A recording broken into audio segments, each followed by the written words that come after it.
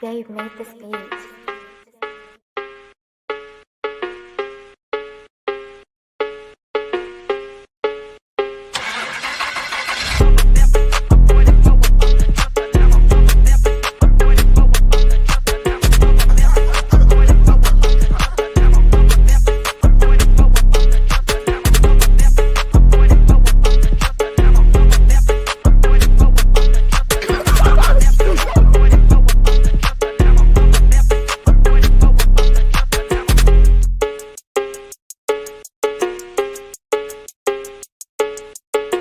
Welcome to SLAC episode 298. It's your boy A-Dub. And your boy Strizzy. Welcome back, SLAC fam. What's good, y'all? What it do? We back in the building for another week in sports, another week of your Tuesday tradition. Yes, sir. And glad to have you all with us. As always, please don't forget that we appreciate your comments along the way. We love having you all as part of the show. And, keep those likes coming as well. And share with a friend, share it out. If you got sports fans in your life that might enjoy the show as well, please share it because it really does help the show a lot. Strizzy, how you feeling today? What's good? Almost, man. I'm saying, feeling good, midday, type stuff. So working a little bit in the background. But sorry about that, man. I'm feeling really good. Just got done shooting some videos, some skits. One of the videos probably dropped today on the Instagram channel. And then probably the next one tomorrow or something like that. But just fun stuff. Man, it's getting hot out here. You know what I'm saying? I feel like the majority of our peeps are in Arizona, but as a matter of fact, the rest of them are in Texas, so they feeling probably the same weather we feeling. But True. It's starting to get a little warm outside. You know what I'm saying? Starting to get a little warm out here. Yeah, absolutely. This weekend it did hit 100. It was a hot weekend, but it was a nice weekend. Happy Mother's Day again to all those out there. Yeah. And yeah, man, it's definitely starting to get hot. It's no turning back now. We had a few, close calls where the temperature rose up and then kind of dipped back down. But I think this is the last time for the summer. I don't think we're going to get any more cooler temps. So, we'll brace ourselves and we'll do like we always do and make it through. But it's a good sign though. It shows that the seasons are changing. Time is going by, and we'll be getting back to football season really soon, which is really dope too. Yeah. So couple quick topics for everybody. And then as Strizzy mentioned, we are recording this midday. This is a pre-recorded show.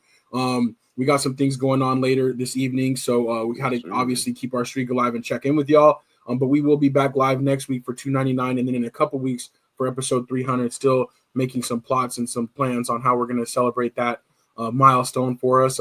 But very exciting stuff. But for now, come along on this ride with us. I'm gonna pull up our graphics really quickly, and I don't know why we got all these different formations. There we go. So three topics. Strizzy, where do you want to start? Let's go football first. You know what I'm saying? It's a little bit of off-season action. You know what I'm saying? Talk about your boys a little bit. Yeah, I talk about our boys. So the schedule release is actually tomorrow, which is a big day. Always it's just a fun time when you get to look at the schedule and see, how those kind of games are going to play out, when your team is going to be on the road, when you'll be at home, those tough stretches, those division games that always seem to be really important. And then also the holidays, there's always some days around Christmas and New Year's and stuff like that. So yeah, exactly. Who's going to be on Thanksgiving? So with the schedule release, though, they always drip out a few games early. And we do know now that the Cowboys will be visiting the Eagles Thursday, September 4th, for the 2025 kickoff. The Eagles, obviously reigning Super Bowl champs, will be hosting like always the Super Bowl champ host, and they'll have their little ring ceremony. But it's very interesting. Like as a Cowboys fan, I have mixed feelings about it because we usually play the Eagles like twice in the last 6 latter weeks of the half, season, like that. And so this is going to be kind of interesting way to start it off. But what's weird to me is usually it's not division games when it's like the Super Bowl host like hosting. It's usually like maybe sometimes it's like a playoff rematch or something, but it's usually not a rematch. So that makes it interesting because it's a very important game week one, right? Because hopefully the Eagles and the Cowboys are the two battling out for the division. Come late in the year, and so that first game will be important. But I am kind of excited to see how it goes. And obviously extra excited because we haven't had a chance to talk about it, but the Cowboys pulling off the trade for George Pickens, which as a Georgia fan and a Cowboys fan, I've been saying for years we need more Georgia players, but Yeah. also just as like to help the offense, right? Like I thought the Cowboys were going to draft a receiver. They didn't draft a receiver. They had some eyes on some different things. I thought maybe Amari Cooper was going to come back as like a veteran type of thing. Yeah. Them going for George Pickens, I love it. The fact that they got him for basically a 3rd round pick and then some like pick swaps, Later. like a 5th and a 6th the year after that. And the fact that he's on the last year of his deal on a lower deal. I think that really gives the Cowboys a lot of room to be like, okay, we can see what it looks like next to CeeDee Lamb. It's not a big investment, and if it works out, it's going to be great. But if it doesn't, you can always let him walk at the end of the year. Yep. And the only thing, obviously, I could see being the negative and why the Steelers probably kind of gave up on him in a way is potentially the attitude, right?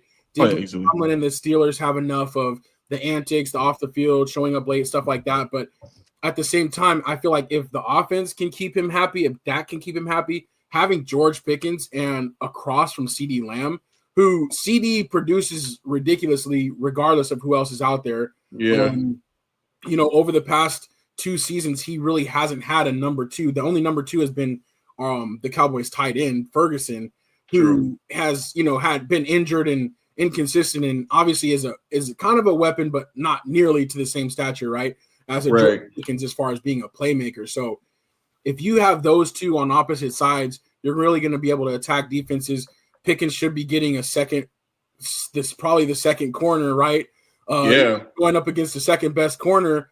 And that should be a great matchup for him in most cases. And then if they continue to use Turpin as like a weapon as far as just that raw speed out of the slot or whatever, they continue to develop him as a receiver, like that's a pretty legitimate core right there for Dak to work with. So I really love the trade, but as an outsider perspective for you, I wanted to hear what your thoughts are when you heard about the George Pickens to the Cowboys trade. Yeah, man. Well, my first thought was finally, you know what I'm saying? Like, you're like, dang, bro. Like, I feel like, they've just been kind of being, I think the last 2 seasons, like they had a really good draft. Like I think we all kind of thought they'd go after a receiver, and they didn't. But aside from that spot, they did have a really good draft. But you want Dak to have a little extra help, to not have to focus so much on CD. So I think this really addresses that. I'd say like I love the trade.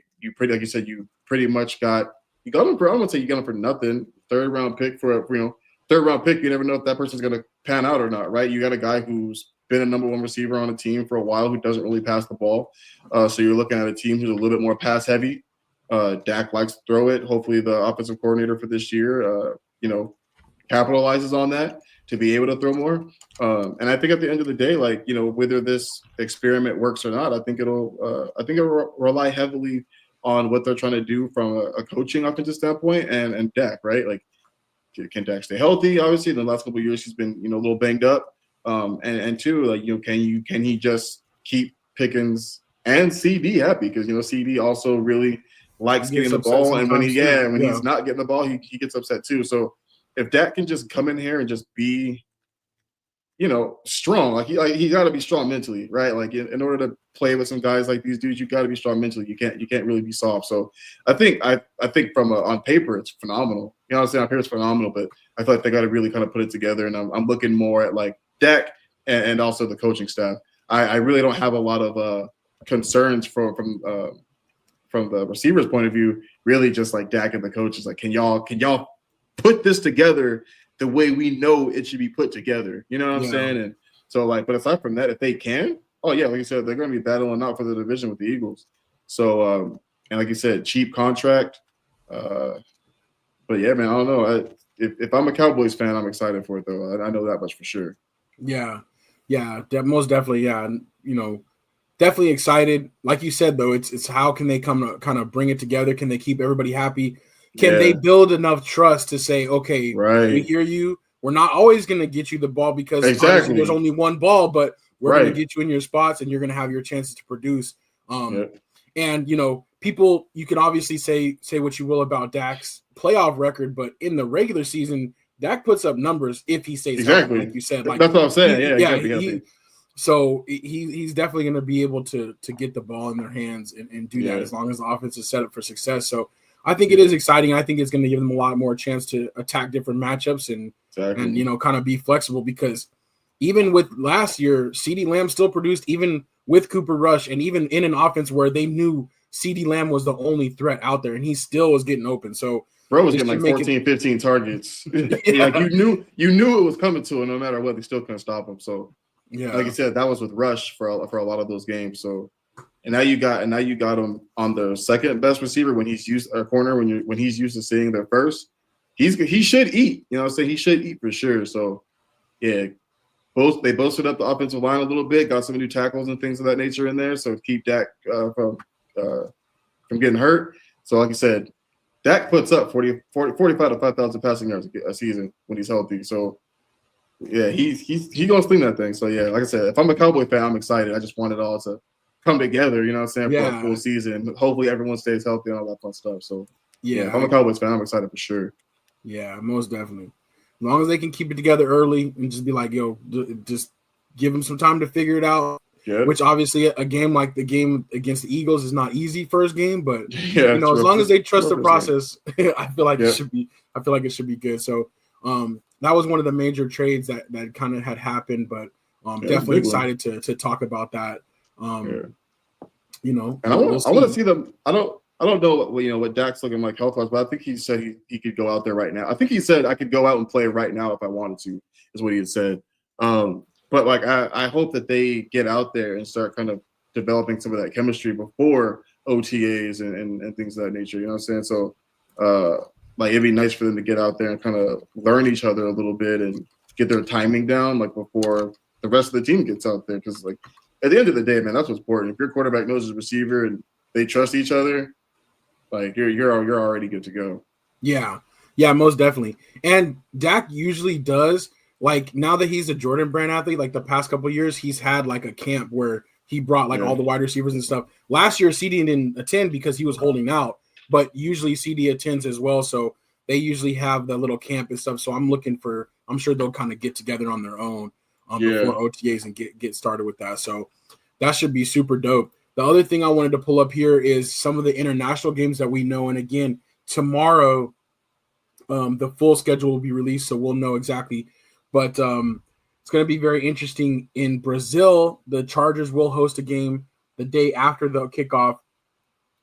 And they haven't announced who the Chargers are going to play yet, but it's going to be pretty cool. They have announced that YouTube is going to stream this game for free. So it's going to be streaming for free on YouTube all across the globe. And I think that that's a good look to try to get, obviously, YouTube has the Sunday ticket now, right? So they're trying to get people into like, here's what it looks like watching on YouTube, but also just it's pretty cool for you know, as things, you know, kind of like migrate to more digital and stuff and away from traditional TV, you know, to let people in and see what's going on and maybe catch some more people on and grow the game, because that's obviously the NFL's whole point with these international games. So we'll see that one. But then the other interesting thing is the Vikings are actually going to make history. They're playing 2 international games, one in Ireland, and then they're going to go to London. Yeah, so back to back, they're playing international games, first against the Steelers and then against the Browns. So that should be pretty interesting. These other games, I don't know, but I was going to ask you, out of the games that they've announced so far, international games, any that you're looking forward to or that you would wake up early for, because we got to wake up at like 6:30 in the morning to watch these games. Facts. I guess it's really kind of tricky. If I'm basing things off of maybe last year, I'd probably say Washington Dolphins. But like it kind of sucks because in each of these games you've got a really good team or a really good team from last year against one that wasn't. You know what I'm saying? It's like question mark. Yeah. Steelers were very mediocre last year. Browns sucked. Jets sucked. Broncos were good. You know what I'm saying? Like they made the playoffs, I think, last year. I think they're the last team in, right? They kicked out the Bengals. So like Broncos had actually a pretty fun team last year. Hopefully they build off it. Vikings, obviously, one of the best, second best record, I think, in the NFC. And then, you know, Rams are always going to be good as long as they're healthy. I think that's probably the most maybe exciting if the Jags can turn around their season and play the way their team is built. You know what I mean? I think they had a lot of issues last year with injuries, especially at the quarterback position. But you know, it'll be a time for the world to kind of see the kid out of Colorado. So that'd be dope too. But like, if I'm looking at like just kind of like star power, things of that nature, like I think I'm looking at Washington versus the Dolphins. You know what I Yeah. mean? 'Cause I don't think Shadur is going to play in that game for the Browns. I don't think he's going to start a quarterback just yet. But we'll see. We'll see what happens. Yeah, that whole I'm quarterback not out situation there. is going to be – they have like 5 different quarterbacks on their roster, so Exactly. it'll Obviously, we know be one of some them's work. not going to play, but yeah, we got to figure out who's going to be starting for him. Yeah.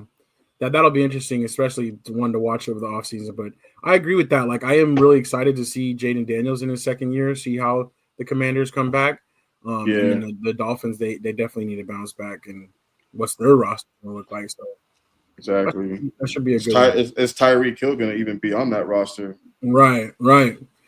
So, yeah, good stuff there. But as I said, I will be looking forward to tomorrow, the full release, and we'll kind of talk about it probably more next week as far as if there's any specific games we like or that are standing out to us.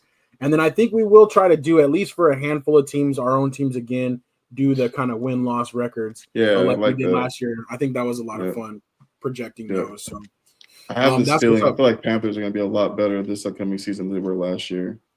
I don't know I mean, why. they I were just feel like they're going to competitive make a down the jump. stretch. Yeah. Man, we were a play away from beating the Eagles and the Chiefs. Like literally a play away. Jonathan Mingo Leggett catches that pass. We beat the Chiefs. Oh, that's the Eagles, and we left too much clock on for the Chiefs. But Yeah. he catches that pass. We beat the Eagles, and less time we beat the Chiefs too. But we were definitely competitive. I think we built off it. Offensive line got a little bit stronger. We picked up damn near nothing but defense in the draft. So hopefully defense is a lot better than last year too. I feel like defense can only get better. We were that bad on defense. Like it can only get better. For sure. And they got some more help there too. So that's what's up. We'll definitely be talking more football. The other thing we're going to do next week is grade who had the best schedule reveal, because this is always a fun time where we get to see the social media departments for the teams and who is kind of tapped in and who is kind of off base, or who has some weird stuff going on. But that should be fun. I wanted to jump to baseball really quickly and just do my little mini baseball rant here. But we did get some information today that baseball has lifted the ban on a handful of players, including Shoeless Joe Jackson, including Pete Rose, related to their sports betting allegations or what have you.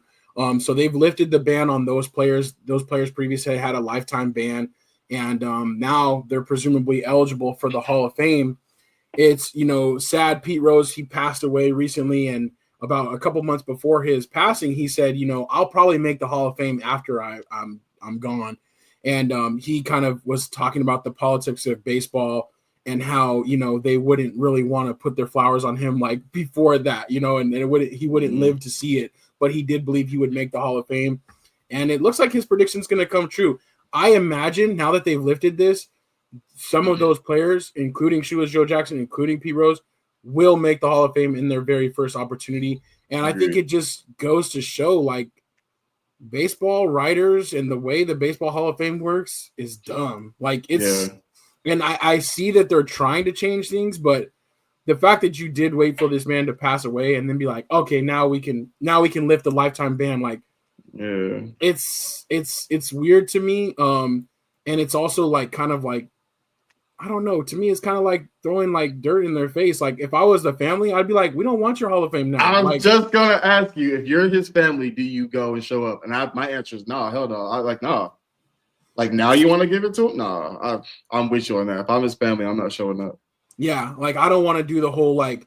I mean, obviously there's a way you can carry yourself with grace and certain things like that, but it's like, no, I'm not interested in that at this point. If my dad wasn't here to celebrate this moment, or you weren't good enough to do this while he was alive, I don't want to do it either. Y'all do whatever you want. I'm not saying you don't put him in there, but I'm not going to show up and smile and wave, type of thing. Exactly. I'm petty. I'm telling you, I'm showing up and I'm not showing up. True. Yeah, we're all there, have the seats for us, and then don't even come through. And empty crickets. Exactly. Yeah, that would be a funny way to handle it. Make sure you still put them in though. Right, exactly. So yeah, I just think it's weird, but again, baseball is just funny like that. But a positive thing or a different thing for baseball that I did want to talk about is that they are doing later this year. They're doing a Speedway Classic. They're actually doing a baseball game inside of a NASCAR or like a racing arena, which should be really super dope. It's going to be in Bristol, Tennessee. It's going to be the Braves and the Reds. But I'm just so curious to see how many people end up showing up for this. I think the capacity is like 130,000, depending on how they're going to configure it. Mm-hmm. And they're going to actually like play baseball like inside of the track. That's going to be so hard. Yeah, don't you think? NASCAR is so loud, dog. Like, it is loud. No, they're not going to do it while the race is going on. Oh, okay. That's okay. I thought you're like, whoa. Yeah, I was just like, bro, that's how they going to do that would be next level, actually. I think they should do something where they have at least a few cars there, and every time they hit a home run, they do a lap or something. Do a lap, that would be tight. That would be tight. That would actually be super cool. But no, it won't be while a race is going on. It's just gonna be they're reconfiguring the track. Okay. And this is kind of goes back to like, you know, the last couple of years, like they did one at the Negro League Stadium and then they did at the Field of Dreams. So they try to do like different things. But this year they're trying to do it kind of big and get some crossover fans. Cause I'm sure some NASCAR fans will show up just because it's an excuse to go to the track just to see what it looks like or whatever. Yeah. But yeah, I think it'll be kind of interesting though. I don't know. What do you think though? You kind of like that idea? I think it's pretty dope. I think it's pretty sick. That's a lot of people to be able to be there too. You know what I mean? Like that's a much bigger audience than your normal MLB game. You know what I mean? So like I think if you do it like that, you get more people out there that might want to actually go and attend. You know what I'm saying? More money, more seats, all that fun stuff that kind of goes into the money aspect of it. So yeah, I'm with it. I think that's actually really, really dope. Yeah, it should be cool. So we'll definitely bring some more, but this is kind of the visual what they think it's going to look like so far. Mm-hmm. But we'll see what it ends up actually looking like. It should be pretty tight. All right, I had my mini rant. Now I want to let you do your mini rant and talk about the draft lottery that happened last night. This was the rankings potential, right, going into it. Who had the best chance? The Jazz, Wizards, Hornets, all tied for the best chance of getting the number one overall pick. Then you had the Pelicans, Sixers, Nets, obviously teams that were trash last year. And then going on down, Raptors, Spurs, Rockets, Trailblazers. The Mavericks way down there at 1.8%. But here's how it actually panned out. The Mavericks, hold up. The Mavericks ended up getting we gotta wait for later for that. Hold on, where? How come that messed up? Hold on one second. Let me unveil this thing properly. Okay. We got to get rid of that. Okay, there we go. So this is how it actually ended up working out. You got the Mavericks ended up with the number one pick after obviously trading Luka Doncic away this offseason. And, you know, I have Cooper Flagg up there because this draft lottery was really all about Cooper Flagg. He's the only one that's – I shouldn't say the only one that's important because there's other guys out there. I don't mean to diminish it, but the distance between the first pick. He's the clear number one pick. Yeah. He was the clear number one pick before he even started his first game at Duke. Exactly. Like he was going to be the guy that was going to be drafted number one this summer. But what did you think about how it actually ended up? I think this is horrible. I think it's horrible for the league. It's horrible for like real fans of basketball. I'll be honest, man. Like, you know, we used to talk about what was the dude for the NBA prior to Adam Silver. I see his face, but I'm forgetting his name. Sterling, right? Sterling, yeah, Adam Sterling. Not Adam Sterling. The guy before that passed away, right? The previous the previous what's it called? I'm forgetting his name. I'm drawing a blank. Yeah. Commissioner, yeah, lost commissioner. Adam Silver, my bad. No, Adam Silver's the current. Yeah, he's the current. Who was the one prior? Prior to Adam Silver. David Stern. Jesus, thank you. Appreciate you. I was like, dang, those names were like, I was going all together. Yeah, but I hear you. Yeah. So like he was legit. He was legit. And you know, when you pass the reins on and someone comes in, you're like, all right, cool. Like, let's see what this dude wants to do. Like, I haven't been a fan. I'm not gonna lie to you. I ain't gonna hold you. I think he's a great dude. I love what he stands for and things of that nature, but I have not been a fan of what he's done with the NBA so far. And it's like, like you can't look me in my face and tell me that this was not rigged. There's no way. Like, I'm sorry. Everybody feels this way too. Like, you have the dumbest trade of all time, and they said, "Don't worry about it. We're going to give you Cooper Flag." Right. For what? No one told him to trade Luka to the Lakers. You know what I mean? Like, he probably could have even gotten more for what he got him for. You know what I'm saying? Like, at the end of the day, like, Luka's, 25 years old, if that, and AD's in his, lower 30s, injury prone. Like, I don't know, it could have got way more, but man, this was horrible. Like, the point in which they had a 1.8% chance at getting number one. You got teams like the Hornets, Jazz, Wizards, and Pelicans, who all should have been in the top, and you look at higher percentage points, way higher, and they're not even none of them are even in top three. Like, you telling me like they're not even in top three? Like, that's crazy.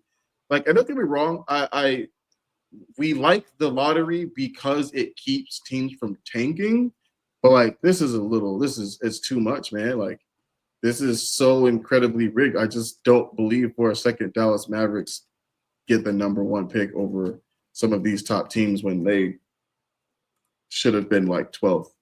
Right, like, you know what I'm saying? Well, to me, you shouldn't even be in the lottery if you made the playoffs. Right. Like, you made or at least put the play in, and they won their first game, lost the second. Like, they were literally a game away from being the 8th seed. Right. Like, if you look at it down here, like, I'm sorry, but the Rockets was because it's from the Phoenix, so that's fine. That's different. And honestly, that's fine. Like, that's a trade thing. Like, right. If they would have got the number one pick, I'd have been like, I can't be too mad at it because it should have been the Suns. You know what I mean? But even here, like, if you look at like who has a percentage, like, if anybody has that low of a percent, you shouldn't even be in the lottery. It shouldn't even be 14 teams in the lottery. Like, why is 10? You're the top, like 14? That's like almost the top half. Like, you're right there, right? Like, exactly. Why is that even? Yeah, I agree. It should be like top 10, maybe worst 10, worst 8.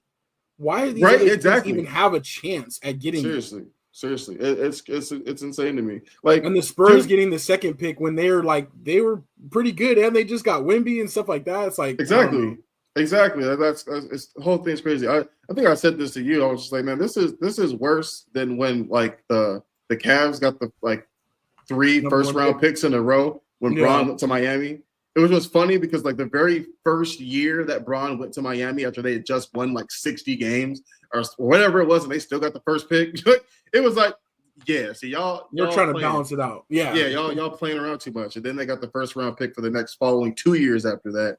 So it was like, man, come on, bro. Like, if you're going, at least the Cavs sucked at that point. They were in the running for the number one pick. Yeah. Dallas Mavericks aren't even in the running for the number one pick. There's no way that they should be there. And they still have a good team. They don't even need Cooper Flag. Yeah. Cooper Flag needs to be on the Hornets, Jazz, Wizards, or Pelicans. That's where he, in my opinion, truly belongs. You could even justify the 76ers because of how bad they were last year. Like, it kind of gives Warriors vibes when they were just really crappy and end up with the number 3 pick and they got what's his face, but like, and then they won 50 plus games the following season because Steph was back healthy again.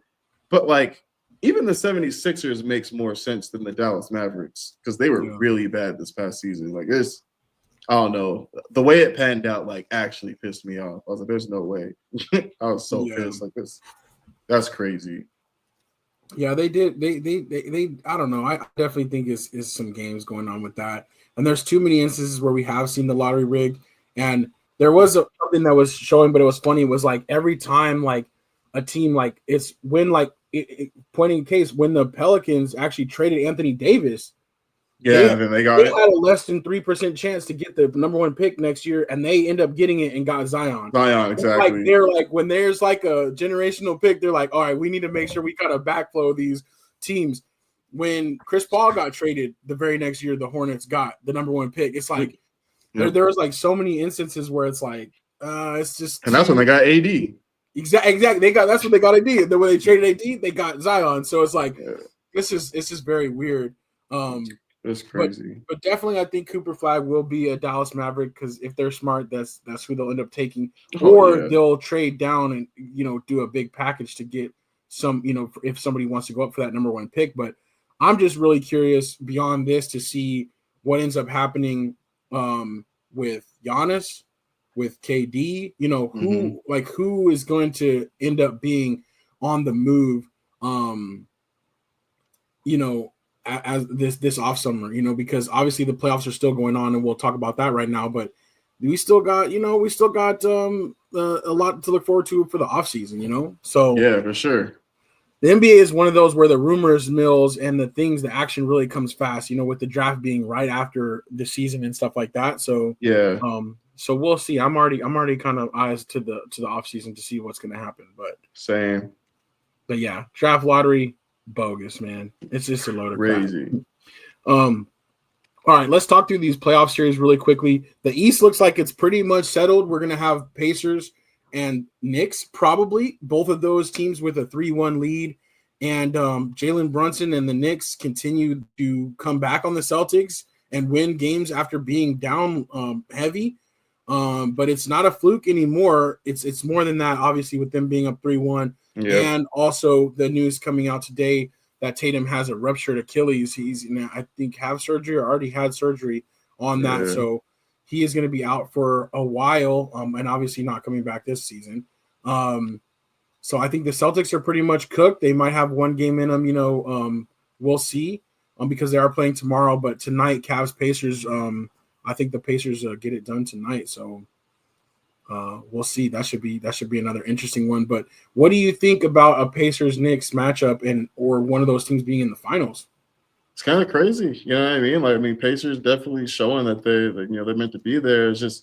It's tricky because you wouldn't necessarily put them as a powerhouse team.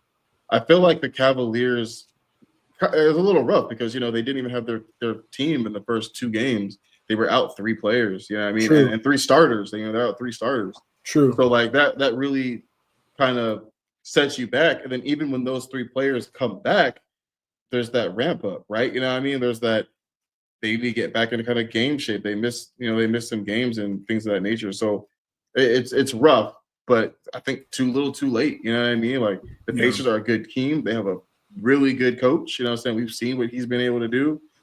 Ricardo is a championship coach. He's a beast. So I feel like Cavaliers right now, or even when they're fully healthy, they're being out coached too. So Pacers are on their way to the Eastern Conference Finals, which is nuts. And the Knicks are finally going to get it done. And I think you have to look back at. You look at, oh man, Jason Tatum, they're going to lose now, but they were going to lose regardless. He got hurt at the end of the 4th quarter. You know what I'm saying? They were going down 3-1 either way. Yeah, no matter what, they were going down. So even if he's healthy, he's been there for the first 4 games, and they still would have been down 3-1. And the way things have been looking, they're not going to come back. Knicks might, and it's a super strong might, be able to get Game 5. And they're going to need a crazy game from Jaylen Brown and just overall, everyone on that team can have to be hitting from 3. It's gonna be one of those games where no matter what you do, you lose because they just hit 40-something 3-pointers. You know what I'm saying? Yeah. But after that, once that Buju comes down, because we got to do it for Jason. Game 6, it's a wrap. Yeah. You know what I mean? Knicks come back and win. So it's kind of weird. It's definitely, I think, going to be Knicks Pacers in the Eastern Conference Finals, and whoever they play in the West, they're going to get smacked. Yeah, that's kind of how I see it too. I think the West is more competitive, but I do like the Celtics being out. Obviously, as a Lakers fan, I was like anybody but the Celtics. Yeah. But I do think it's kind of interesting. But it's some new blood in there. I think that is really cool. Yeah. On the Western Conference side, we got the Timberwolves with the 3-1 lead winning last night over the Warriors. So it looks like they're going to finish them off, go to the Western Conference Finals for the 2nd year in a row, which is really strong. And then the Thunder Nuggets, I think that's where my champion might be. That's been the most competitive series so far. Tonight is a pivotal game, right? Because it being tied 2-2 is essentially a 3-game series now. And that's where I think my champion is, though. I feel like whichever team comes out of that one is going to be primed to beat the Timberwolves and beat the Pacers or the Knicks. Obviously that's multiple steps ahead, but But what do you think about that Thunder Nuggets though? How are you leaning towards right now?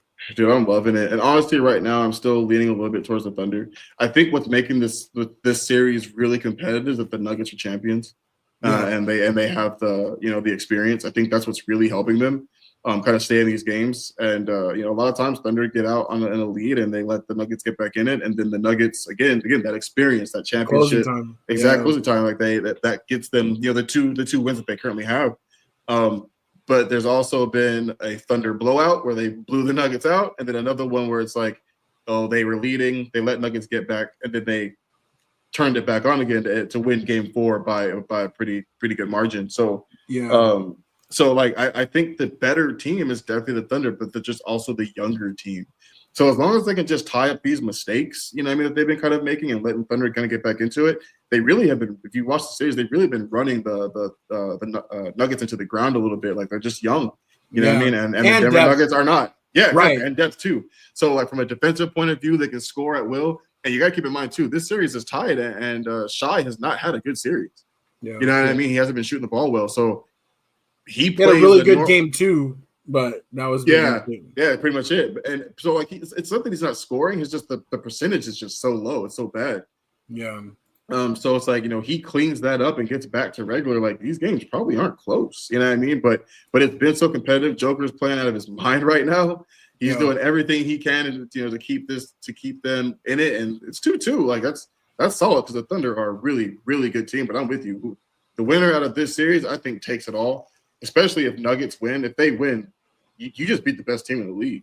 You know what I mean? Who else is going to really stand in your way? And the Thunder, you got to remember, they'll put 144 points on you and keep you at like 98. Like they're that good offensively and defensively. So it's a really good team. But I think you're right. Whoever comes out of that series wins the whole thing.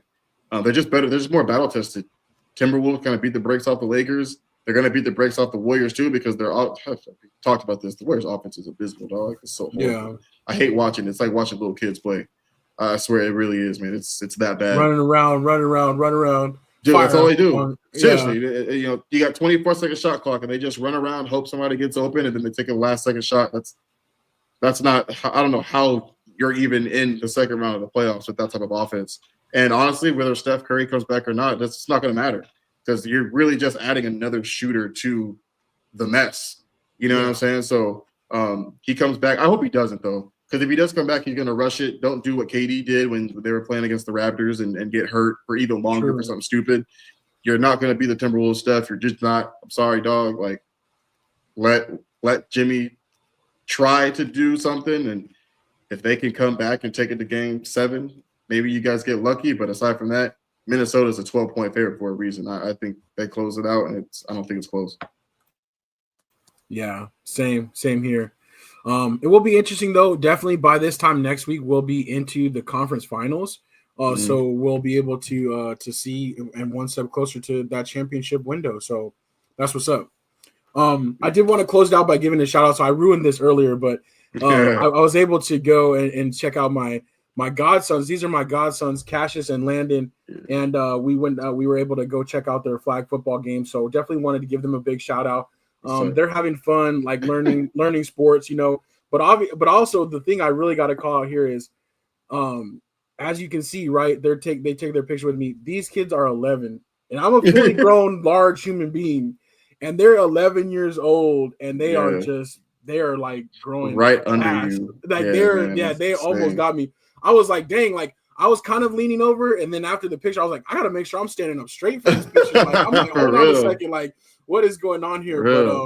But they love their cousin Luna too. They got to see her, and so that was really cool times. But I definitely want to give them a shout out. And I took some film, was trying to get some highlights. I'm gonna have to try to put together like a little highlight reel for them. But I definitely want to go check them out again. Another flag football game. But I did want to give a shout out to my twins. They were out there doing their thing. So, yeah, man, they are getting so big. Like I feel like.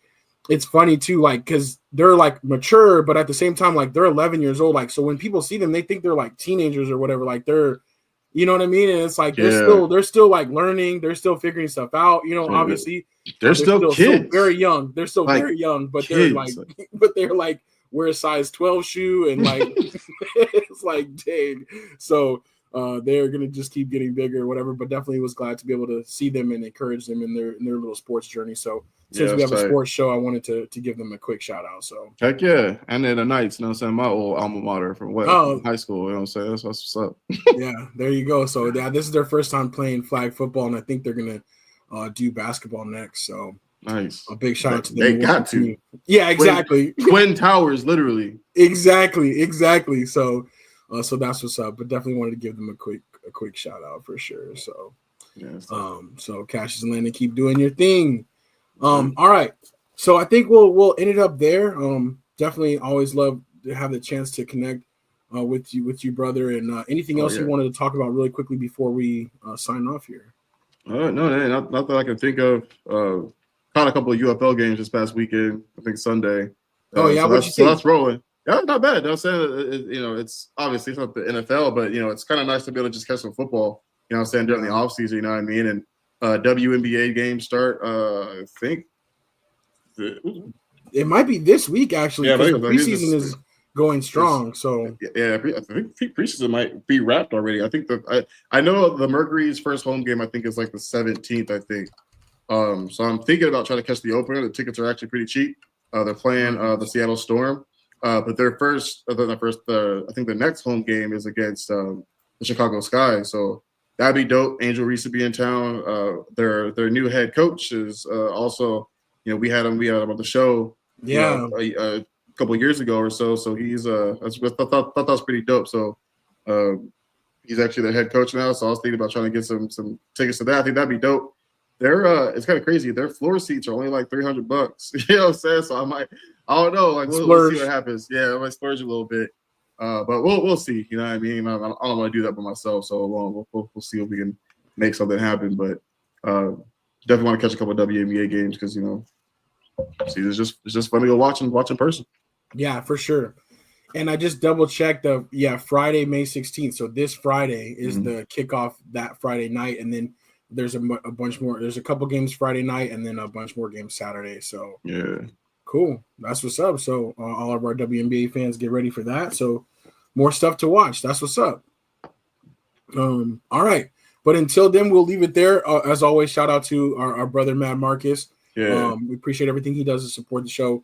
But since we had to kind of make this happen quickly, we weren't able to get him on here with us. But we'll definitely see him soon. And for now, it's your boy A-Dub. Hey, where's Shizzy? Peace.